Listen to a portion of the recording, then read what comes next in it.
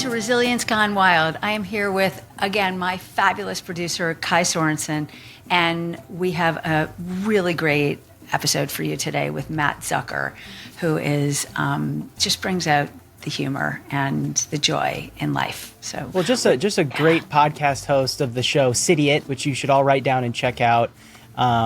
It's just, I think you'll hear the dry humor, and I relate to him in so many ways because I was someone who was living in the city who eventually just the country called. And, I'm from Nebraska. I'm wearing my Nebraska shirt today because I am from a small town in Nebraska. So for me, it was full circle ending up in a small community here in Chester, New York. For my wife, though, it was shocking because she grew up all over the place and often in big cities. And I think the little things that Matt was talking about, I was laughing because they're so familiar to me, but so weird for someone who's not experiencing it. Like the first time we went down to like the local music series here that they do in the summer, like the local volunteer fire department was cooking up hamburgers and hot dogs. And my wife's like, the firefighters cook food for the event. How nice is that, right? Like, it's not, yeah, it's just so much fun and, kind of settling into our countryness. I was really enjoying the conversation you and Matt were having. That's awesome. It reminds me of, I grew up in Manhattan. I lived there my whole childhood growing up, and then in my 20s, and then I went to grad school in Chicago, another big city, and then I moved to Dayton, Ohio. And Dayton, Ohio is a very different type of place. And I'd already started dating my husband at that time, and we had never been in a Walmart. And we went in a Walmart, and there were greeters. And we were like, wait a minute, is this person actually paid to just say hi to us?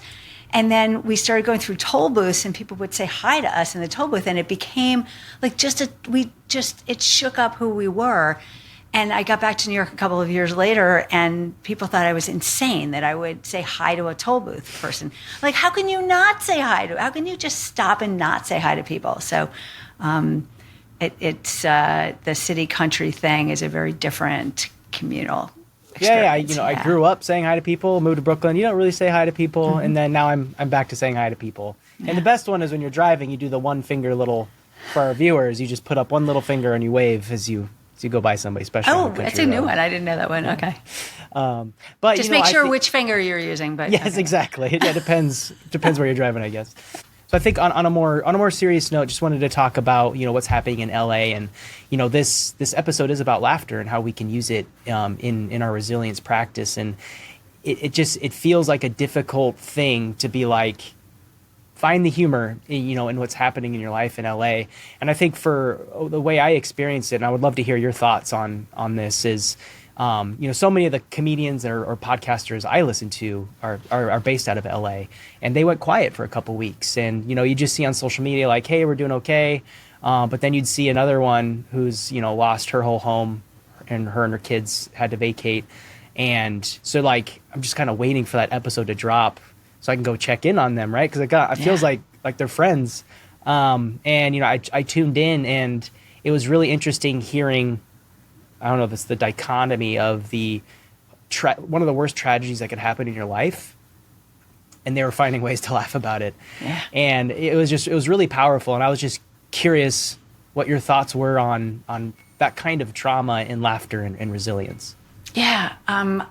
What's coming out it's. As you're telling this really important story, like all these thoughts are going through my head about where we find discomfort in humor when people are reaching for it and it helps them. So, I mean, honestly, like a funeral, like when people make their eulogies funny. And I always I feel like I question them and I judge them for that. I'm like, is this really the place for humor, or at a wedding ceremony? Like, why are we picking on each other? Like, why are we being silly and funny? And, in these very serious moments of fear and panic or ritual, if you can go to a place of humor, it just shakes off the stress, like shakes off literally your mind and your body. It just shakes off the amygdala hijacking, the like fight or flight, instead of just the the pause for a moment and be like in the moment instead of worrying about the moment. Does that, does that remind you? It's interesting because you don't want to compare what's happening there to like maybe something in your life, but there is this idea of like trauma and fight or flight and panic, and I'm sure so many people experienced whether vacating their homes. But something happened to us last spring that I kind of had to uncover in therapy. A very, very big sugar maple came down in our backyard. A tornado came through, which is not normal for a tornado for this came part through. of the country. Yeah, we had one in Florida too. We've had them it's freakish if you're not used to them. So this idea of like norms and where we're heading with climate change and what we're actually experiencing. This tree was about 300 feet tall. Wow. And had it fallen the right way, would have fallen right onto my son's room where he was reading a book with his grandpa at the time. And it was so scary. Mm-hmm. And I know my body kicked into flight or fight, and I was fighting. And by the time it was over, probably 30 seconds had gone by. And for like the next 24 hours, I'm like, I have an axe and I'm out there trying to chop this tree up. Like that's what I'm supposed to do. And, eventually insurance kicked in and we had enough money to pay a company, professionals, to do that quickly. But it was just this notion, and through my therapy after that, she was talking about how my body experienced something that was telling me that I was going to die or that I could have, and the people you cared about were going to, and the people I cared about, and I felt like I was in charge of something and I needed to do something. So I guess in those moments of, let's just call it like natural disasters, what is our ability to like stop, or how do we fend off that panic and make sure we're making the right decisions in those moments? I guess from a resilient and we're going to run into those constantly, right? Like they can be small or large depending on our personal resilience, individual resilience. Like if little bumps in the road put you in that panic place, then every a large step bump. forward, right? Like it's very hard. It's going to be almost impossible to handle a large bump without just collapsing and going into yourself and disappearing. So, each bump that you can take that's bigger, and that means learning from each one of them, right? Like stopping and I say this all the time, like stop and just pause and think about how much danger you're in. What is the fear? What are your options? What is the new norm that you need to set to? I mean, I don't think, hopefully the new norm isn't tornadoes and 250-year-old, I think, maple tree, sugar maples. Like that would just be tragic. But the reality is, it is the world we live in, that norms are changing, and we need to stop for a moment and say, what do I do now? I have choice.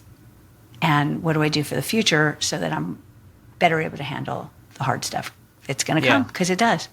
Yeah, better able to handle the hard stuff, right? I think on any of our mental health journeys, there's not an end point, right? It is a journey. It is continuous, and it's constantly evolving. And I think one thing you said that stuck out to me was, recognizing fear, right? So I think the more work we do, the more we're able to recognize a feeling and maybe identify that with something else that maybe had gone on in your life.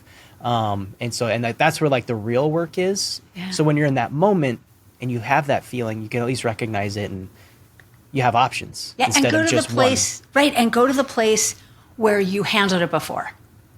So to give you the strength to know that you can handle it again. Because we've all experienced life and we've handled it before. And on the note of humor, I just love the line, if you're going to laugh about it later, you may as well laugh about it now. And I'm just picturing you out there all night with your axe. And like, I hope that like your family is cracking up about that now. You're like, I'm getting rid of this whole tree myself. Like I'm going to take care of my family, money. Right? Like, so humor is I personally feel like my whole body relaxing. Yeah. Having just said that and done that little laugh. And absolutely. I felt it too. So, okay, great. Let's read a review and then let's get over to the episode with Matt. Awesome. Okay, this is from Rosemarie. Hi, Jessica. Thanks for sharing this. I really enjoyed it, and it was what It was just what I needed for a little break and a boost in resilience. Your podcast was perfect for helping me reconnect with nature and find some balance. Looking forward to the next episode. Oh, fantastic. Thank you, Rosemary. And keep connecting with us because we just love that energy that's between us now. Thank you. That's great. Okay, should we get to the interview? Yes. All right, enjoy, everybody. Enjoy, Matt. Yeah.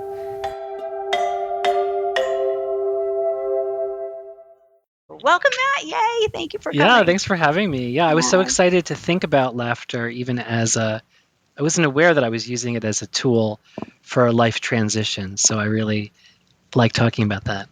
Oh, I love that. And it's funny because I've listened to many of the Cidiot episodes, and it's a little bit of dry humor. Like, it's not like, you're coming out there just cracking up, but you have such a way with words.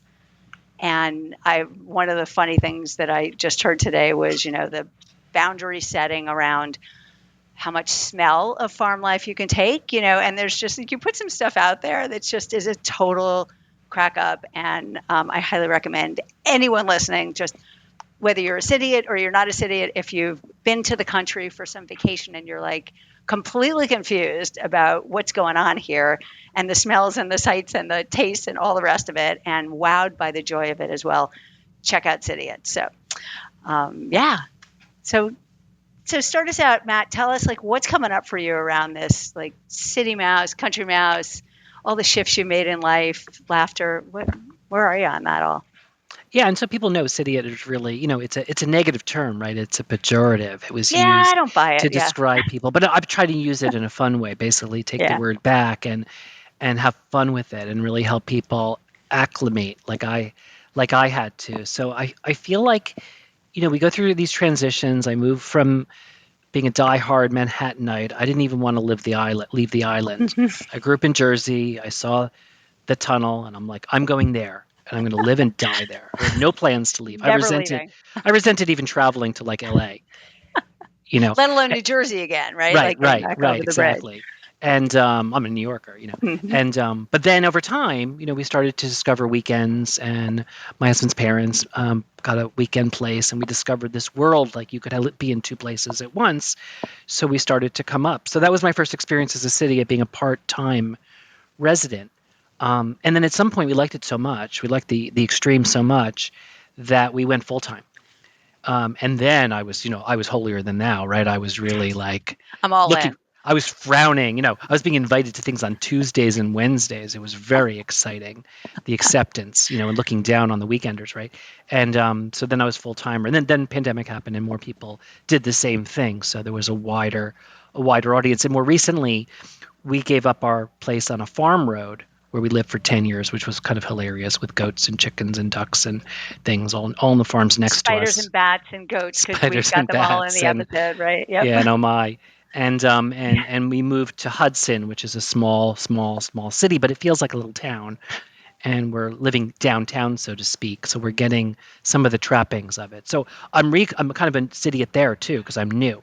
So I think when you're an outsider or you're new, you try to acclimate. You want to still be yourself, but you've got to give up some of your expectations, like things open on Mondays or dry cleaning. Or right now, my big puzzle, I can't find anywhere to wash my car on the inside. Wow. They just, all the car washes are only external, unless you want to get your car detailed. Otherwise, I got to drive down to my sister in Westchester or back to Jersey to get the car washed on the inside. It's the weirdest thing. That is so strange, because you would think there'd be a lot of sort of dirt roads and things in the air that would get in your car, leaves it's a mess. and grass. If anyone needs a business idea, open up an interior car wash only. Or rent Dysons, you take the handle. I do that sometimes when I'm desperate. Like, you take the handle off and you charge it as much as you can. You wander around your car, and then it runs out of gas right away. Matt, you need to come on down to Chester, New York, because for $20, you can give $20 cash. They'll wash your car, they'll detail the inside, and you can wait in a nice little lobby that has a gift shop. Best part, there's a Taco Bell right next door. So if you're hungry, I'm there. I'm there. But the Hudson Valley is so spread out that anywhere you drive is like that would be like an hour and a half to 2 hours. Yeah, right? That'd be a hike. I could go to the city and get my hair cut. You might as well rather do that. Yeah.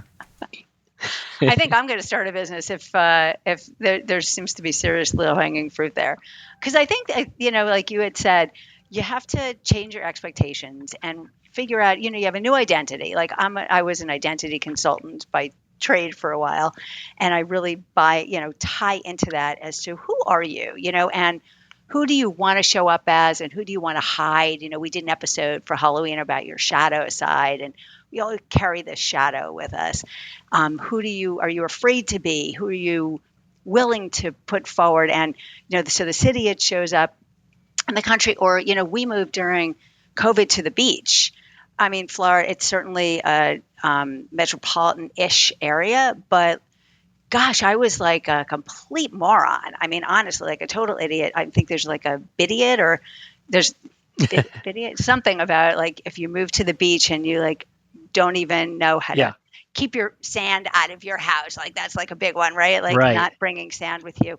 And then all the creatures and the characters. And anyway, there's like this whole other, so wherever you go, even on vacation, like, do you just laugh at it and say, I'm going to be me and I'm going to bring me with me and like, just be curious and just be open-hearted, or do you like show up with your and the balance is to still be yourself. Like I know a woman who moved up here who still liked to really dress up, like she's still a New Yorker, right? And that's cool because she likes it makes her feel good, so she still does it, even though the rest of us are wearing overalls and plaid, right?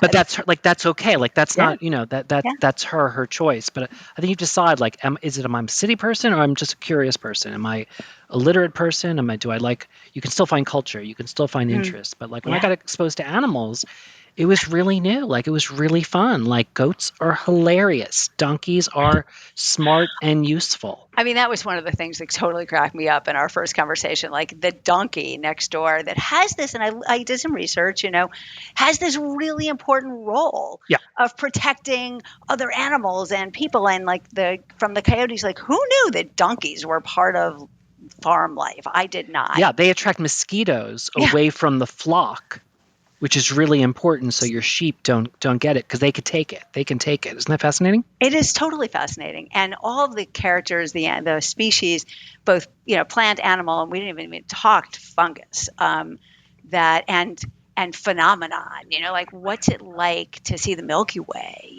and from your farmhouse versus what's the aura of nature in its most real that changes you, and you just, it's scary. There are scary moments, and if you have a choice, right? You can live in fear or you can live in laughter. And I did a whole episode on sound where I was recording the sounds, the jackhammer in New York versus the birds chirping upstairs, because now I'm really sensitive to sound. So now I love New York. I go back all the time, but I think I'm sound sensitive now. I think I'm really precious about it. I think I've changed. That's totally happened to me too. And we're actually going to be doing an episode about soundscapes and the ocean and the impact of sound. But I want to offer this really cool technique that is a really huge resilience activity that I use. So I moved into an apartment on the beach, and I love my neighbors. I really love my neighbors. And the strange thing is that they put in these fountains, and we have the ocean noise, right? And we have these water fountains. And it was sort of struggle. It was a struggle for me. I'm like, well, I really want to hear the real ocean as opposed to like rolling water fountains. So I learned this technique around channels, and it works for every one of your senses. And it is a terrific meditative process that it actually calms your whole body and does the whole thing. But if you focus on a channel, you focus on the sound, and then you can ignore and block out other sounds. So like if you want to hear the birds chirping, there's a bird out there chirping, but you don't want to hear the squirrels running around or whatever you're trying to block out, you actually can do it. It's a really cool activity. So I've been able to block out loud sounds like jackhammers and stuff like that. It's an intentional, beautiful, meditative activity. So that's great. Yeah, I'm going with that. My other favorite animal really is goats. And I just think they are hilarious. And they're more intelligent than I think people think, and a lot of people have goats because, goats can do multiple things. They do milk, they do meat. You could do fiber and like knit something. They do soap They eat and stuff. anything. And they eat anything. And they actually people use them for like for Yeah. weeds, for like Yeah. picking, Yeah. for cleaning up as like a little land mower too. They're also kind of smart. They take about 10 or 12 times to learn something new, and they like to jump on things too. So I enjoyed the goats. They're a little bit manic. They would get stuck in the fence across the street and they would cry, and I'd have to call the farmer. That's right. You told me that you know, story. to let them out. But I thought they were kind of a joy. Yeah. Cows are very serious. Donkeys are very tranquil. Sheep are just elegant, and goats are funny. Goats are hilarious. I visit farms a lot, and I love seeing the goats. Like they're and to your point, every species of animal and plant that I have met since I started this whole nature obsession and studying, and all the people that I communicate with in this green world, blow my mind about how intelligent other species are, right? Like we measure everything under our own measurement of intelligence. And there's some unbelievable stories about how that is unbelievably ineffective, right? Like if you think about the whales, like they're communicating, but we don't know what they're saying. So we define them as not smart, but they're like brilliant. And a lot of us think of species as individuals. And unfortunately, a lot of big farming, you've got a cow farm, you've got a pig farm, but a lot of smaller farms like in the Hudson Valley, what they try to do is have multi-species farms and systems and let the systems interact. So it's the pig and the duck and the goat, and everybody has a job and stuff, and it's those interrelationships that keep the soil moving and everything like that, rather than the single purpose farms, which I'm realizing are kind of naive and kind of unnatural. Mono farming versus regenerative. Yeah. That's what it's called. Yeah. Regenerative. And there's a great film, The Biggest Little Farm. If you haven't seen it, it's like goes through that whole thing, and it's like a beautiful comparison to what happens when you have mono farming. It is not resilient, whereas you are. So how did that whole story of like learning the idea of ecosystem and systems, and that it's more resilient, impact you, having moved from the city to the country? I didn't ask you that question in advance, but I don't know if what comes up in your head around that. Yeah, I think it was just going through seasons and realizing things were changing. And I was like, Brian, the yellow flowers are gone. What happened? I don't even know the names, honestly. I call the flowers by their color. But he knows all of them. And he learned to garden and stuff like that too. And then, apparently you have different zones and things, and certain things grow better in certain places, and you got to look on the map. It's a whole thing. But I think I started to appreciate the change of the seasons, and therefore how things would behave differently when the sheep would get shorn, or when some people would be taken inside, or how really watching the farmers do stuff kind of helped me understand things were changing.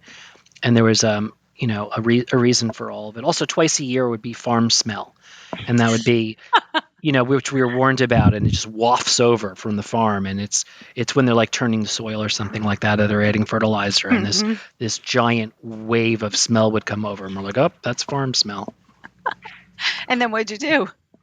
You just sit it out and wait. You kind of giggle, because there's nothing you can do about it. There's even, and you can't like sue. Like in Dutchess County, there's actually in the contract, if you get a mortgage, there's a clause that says, I understand I'm buying in farm country. No. And there might be smells or something like that. No. And I asked the attorney, I'm like, why is this here? He's like, too many of you city people kind of complain when you got farm smell. So they had to put that in.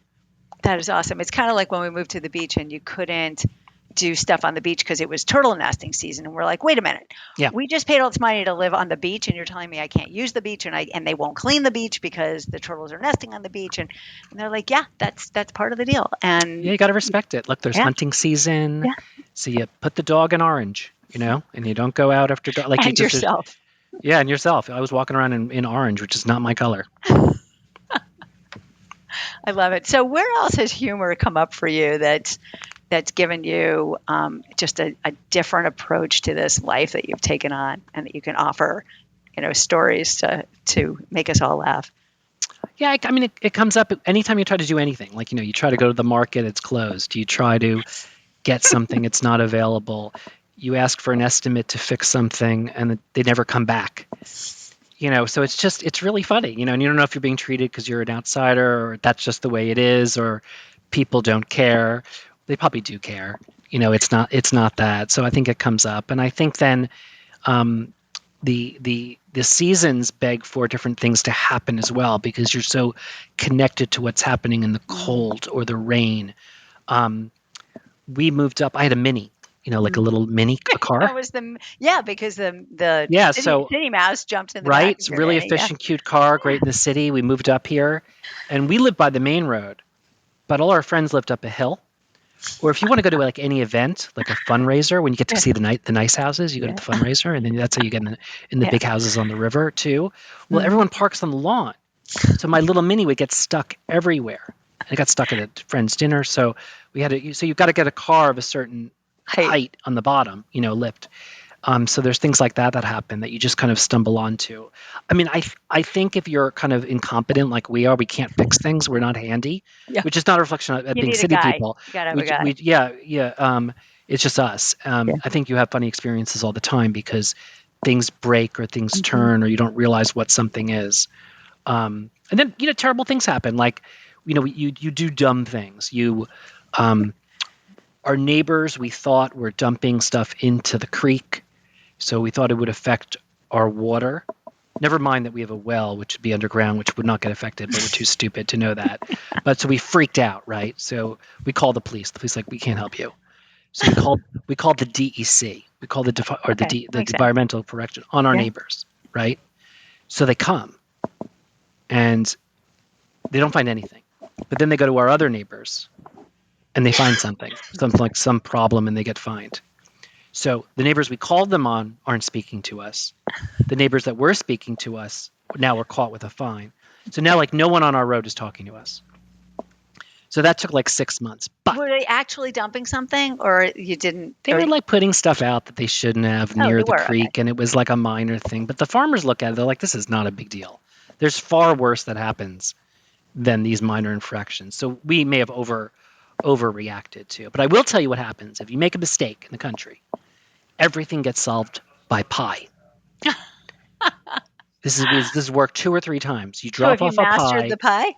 Yeah, you get a pie. And you get a pie. You haven't mastered the pie. You get the pie. Oh no, I don't make anything. Oh, okay. I got to work up to that. That's like years away. But you deliver a pie, and that has a huge difference. It works.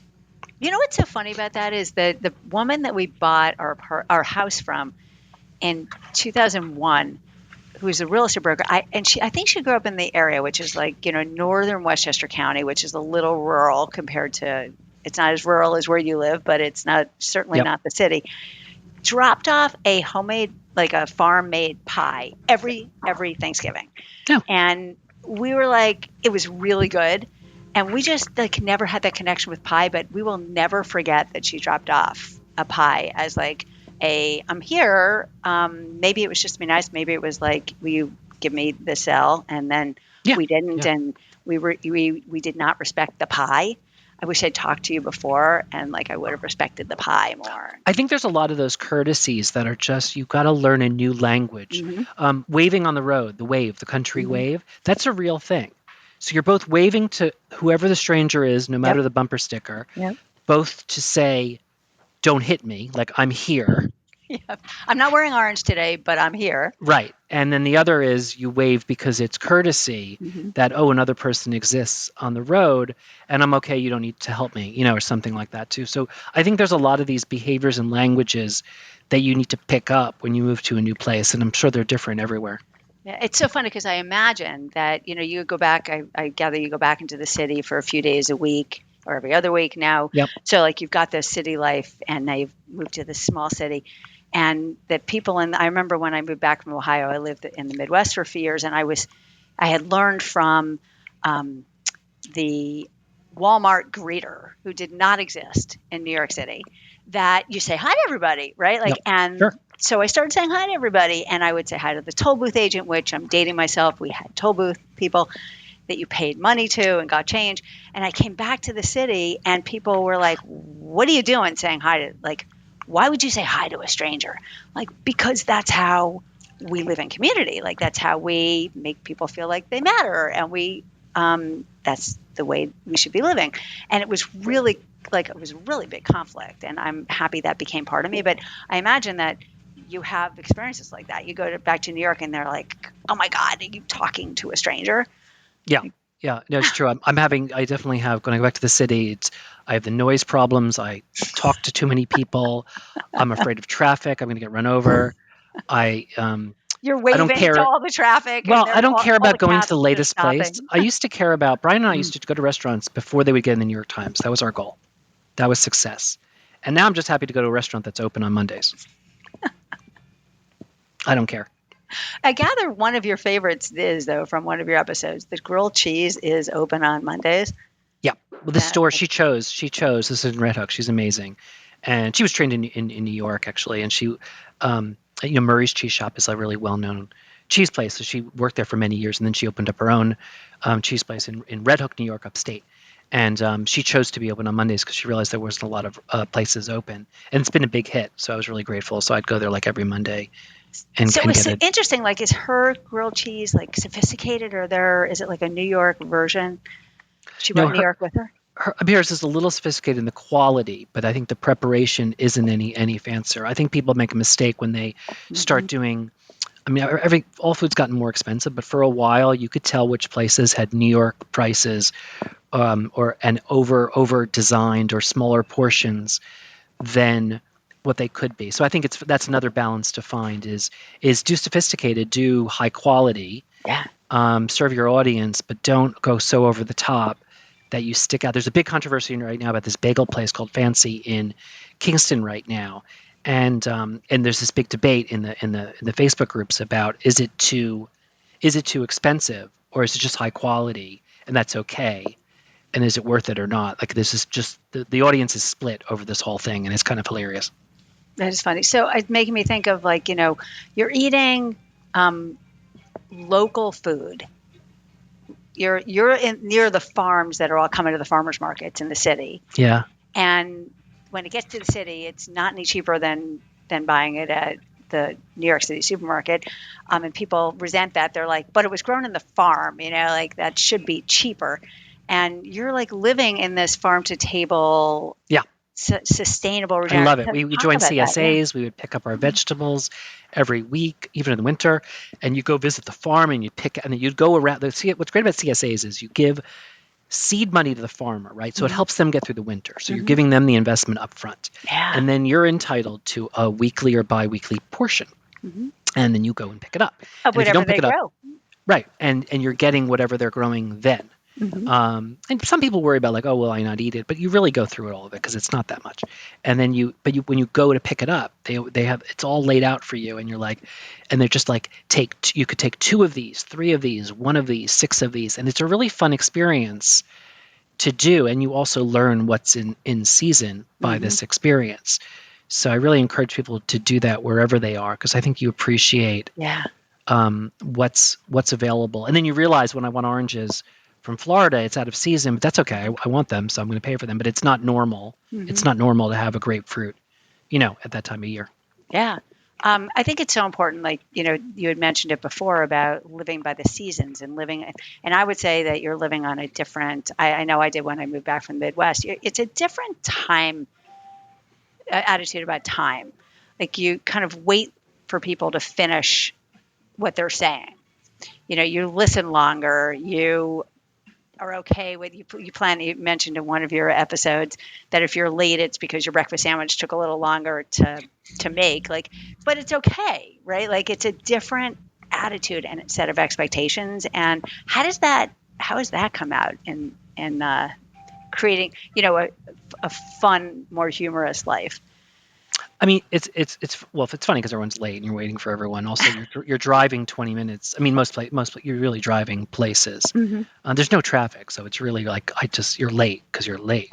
Although on the weekends when those city people come up, you might you can blame them. Like, I guess traffic. What is that traffic? Right. You can blame them for clogging the roads, or when the peepers come up, right, for the changing of the things. They're always like on the side of the road, blocking traffic, taking pictures, and it's very dangerous, the peepers. And so And they don't even know to wave. Like they don't know. Yeah, they don't know. They're kind of morons in their giant like cars. we all were, right? Right, exactly. But I mean, I have heard things. I think I had a guest on who talked about that he thought that career ambitions are different up here. Like people work really hard. A lot of people have 2 to 3 jobs to survive. Like it's a different. Just the economy is very different. And even in the Hudson Valley, which is pretty close to the city, and Albany, this isn't so rural, but it's still like a harder place to make a go of it. So people have more jobs, but not necessarily more ambition. It was an artist that told me that he thought that that if you really want to make it big or get a name for yourself, you're better off staying in the city. But if you like the lifestyle, you're better coming up here. Now, I don't know if that's completely true. I can see doing interesting things up here. There's a big creative community here. There's people trying to do interesting things. But you're right, the pace is different. And maybe the ambition is more around getting by than thriving, per se. Well, it's interesting. I remember in Vermont, somebody many years ago said they work to live versus living to work. Yeah. And that had a big impact. And I'm hearing that in what you're saying. So what does that bring up for you? Yeah, I think that's true. I mean, my whole perspective has changed about enjoying the time and laughing at life and making the most out of every hour and working to be able to do that.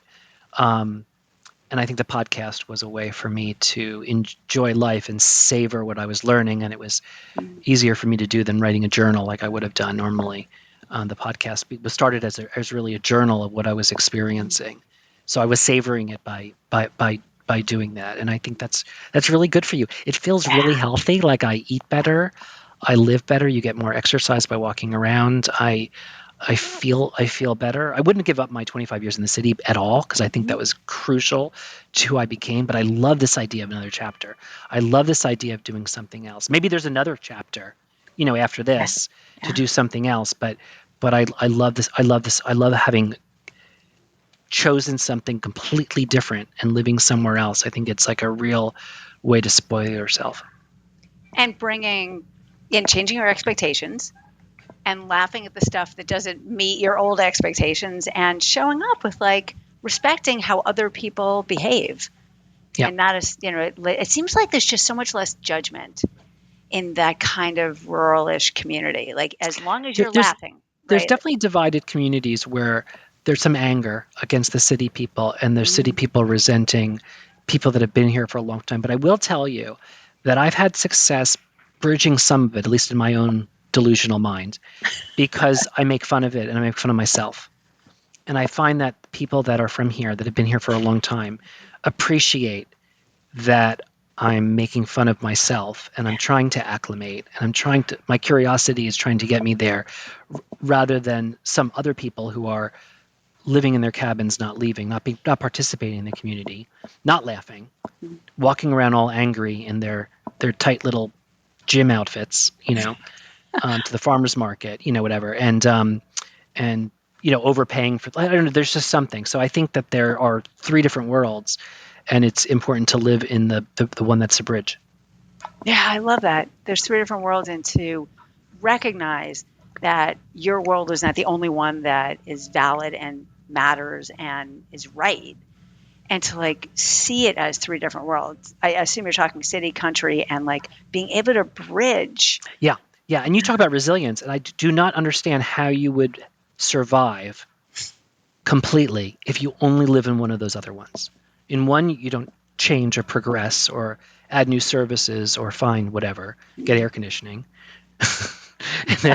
and in the other one, you don't enjoy where you just moved, and you're constantly disappointed. Yeah, disappointed, angry, all that. And angry, and you have no friends. Yeah. There's so much about energy there. I've studied and coach around energy, and you actually have the choice. And I think that's what you're putting out here is that you get to choose what energy you want to be in, right? So if you want to sit in a woe is me, everyone else stinks, it's everyone else's fault, everyone should be doing what I'm doing and they're doing it wrong. You sit alone, right? And it's like that, lack of broaden and build. You're just in this tight little negative space. And you can't connect, you can't be curious, you can't be creative, you can't be empathetic. You just can't laugh. Like, it's nothing brings you joy. You're just angry and judgmental, and like, what a crazy way to live.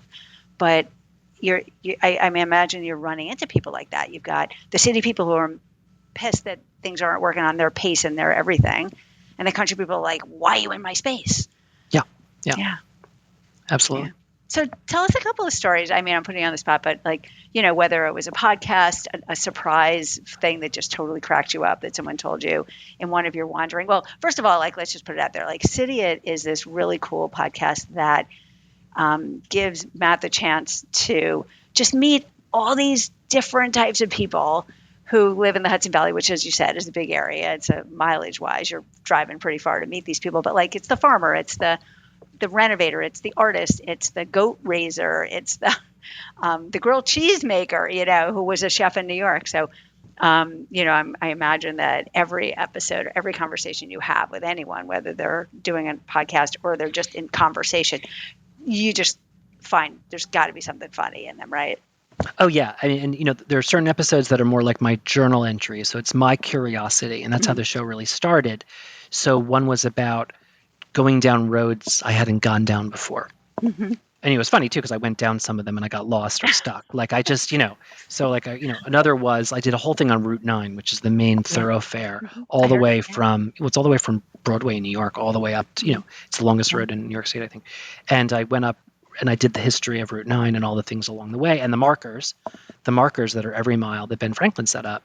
And so I got into the history. Okay, how cool is that, right? Like, it's really cool. Like, I wouldn't have realized it. And Rhinebeck's exactly 100 miles from Manhattan, and there's a book called 100 Miles from Manhattan.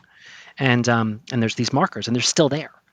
And if you got to stop and appreciate them and enjoy them. And so I think that the things led me to different things. And then you meet people, right? So I've interviewed a couple different farmers, and they're like, I asked Callie why her eggs are so delicious, because they're so delicious, and it was the bugs. It was because I didn't hear that episode. I would have thought it was the feed. It was the bugs. It was the bugs, and I was like, "You gotta be kidding me!" Because it was just too good. Like, that was I didn't know. There's your interconnection, right? Like, this is you cannot get the best tasting eggs unless you let them run free and eat the bugs. And I just so appreciated that, and it was not obvious to me. I hadn't realized that.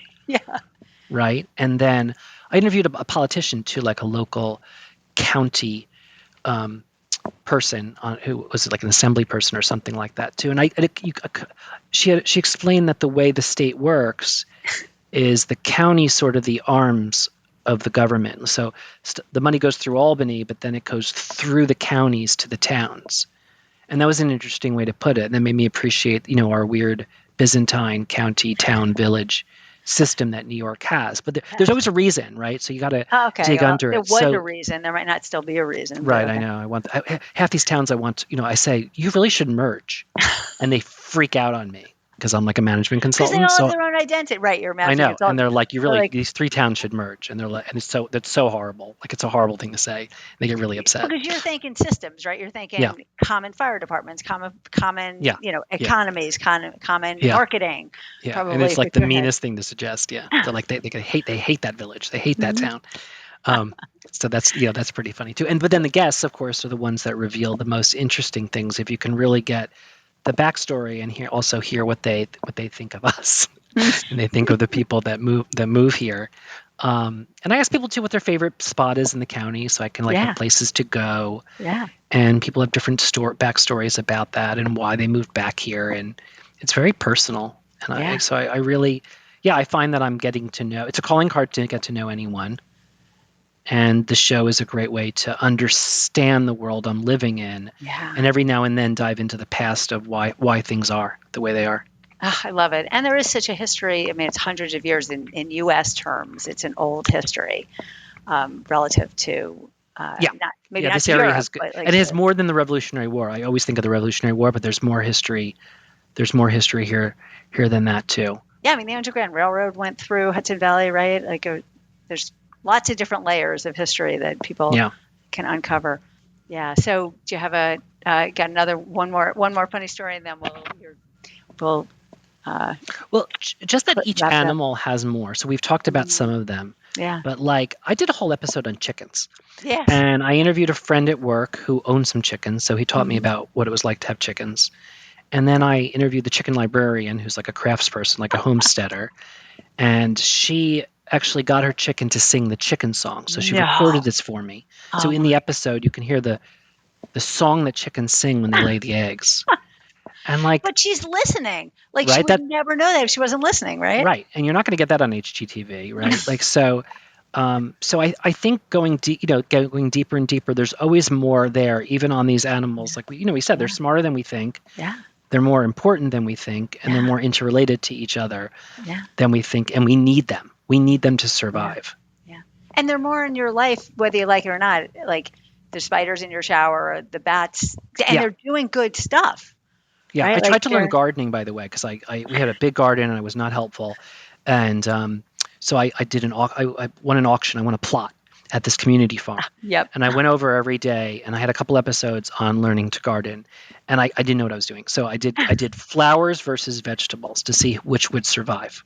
Oh, that's awesome. You had two plots, and you were competing with the two. Yeah. And I was planting both things, but I couldn't remember what I planted under which thing. So it wasn't. I didn't mark them well. But anyway, I did this. So it was a surprise so the fact that vegetables start out as flowers probably got you really messed up. Yeah, I was completely thrown. Like, I didn't know which was which, and kale versus spinach was hard to tell. Although the kale later I understood. But everything lived. It was very surprising. Wow. That I didn't kill. It wasn't a mass murder. And so they grew, but then I timed it wrong. So I didn't collect my kale on time. So when I went and got it, it was bitter. Mm-hmm. And so I blew it. But I did document a lot of this too, and it was really fun too. And the farmer was a good sport about it. He didn't think. I bought a lot of little cute characters too. I spent more money on like got the garden gnome going. Yeah, like the garden gnomes and all the different toys. I bought a Cidiot sign, and I put a Cidiot sign in. I love it. The pinwheels, right? So you have to. Yeah. So I spent more money on that than on the vegetables. Well, at least those are still around. So actually, your sister is a huge gardener, and your sister brother-in-law. Yeah. So which is funny, but they know what they're doing. I mean, they know. Yes, they have, and they have lots of extra if you happen to be in the right place at the right time. Yeah, they always have extra veggies. Yeah. So they can make up for the stuff that turned bitter. Like they actually know when to. Right. Yeah, it's really funny. Anyway, Matt, it's been such a joy. Thank you so much for sharing some of like just the fun of your life and how you can just have so much fun trying something new, being curious, like be in that middle spot, right? Like be in between those judging on both sides, and life is so much better. Like just find some humor. So tell us how we can. Yeah, I'm sorry, go ahead. And I appreciate your show because your show is all about appreciating what's around you and what it does. And that's what I've been trying to do, I guess, in my own little way. So I feel kind of a real connection to what you're doing. Yeah, I mean, it's been so much fun, like similar to the excursions that you have, meeting people. Like I'm just meeting people and discovering animals and discovering nature and discovering how unbelievable life is if you're curious, right? If you just are open-minded and you say, what can I learn from this and how can I be awed and blown away? And life is just so much better, and it's so fun and funny. Yeah, I hope you do an episode on bats. I'd like to know more about bats. So I only did a little bit of them. It's such a funny question on Halloween, and I keep thinking of it doing more on bats, and I did more in my newsletter. But bats are kind of like, people are icked out by bats, and I want them to not be. But it's terrifying. But like bats are so helpful, right? So I'm gonna get past the ick, and I'm going to go with that. So that's our next one. I'll work on that. Got it. Yeah. So how do we find Cidiot? Tell it. And by the way, Matt is actually he has a second podcast that started before Cidiot, right? That is really interesting around, you talk about it. It's a beautiful podcast. It's called Rising. It's about marketing careers. And we kind of talk about people's up-and-comers in this field. And it's like the number twos. It's not always the most famous person, but it's about why they made the choices they made and also who they thank. There's a thank you note segment where they thank someone that opened up a door for them, which I think is really beautiful. Yeah, it's fabulous. And there's a lot of them. And it's very produced. And you always sort of comment on that. You're like, Cidiot's I do it in my closet or in my barn or whatever. So, We have a professional song though. Cidiot has a theme I song, love your theme song, which and I commissioned it's all 2 about humor. songwriters to do. That's awesome. And it's great. But you can find it at cidiot.com or wherever you listen to podcasts. It's Cidiot with a D, like idiot with a C. It's pretty easy to find. And if you ever create a podcast, use an unusual name. It's easy to find in the directories. Oh, that's true. That's true. And always, and the reason I actually met Matt and got into a conversation is because his sister said, "Call my brother and get some advice. Like he's like a podcast guru." So call me, call Matt, reach out and happy to help. Thank you, Jessica. Okay, thank you, Matt.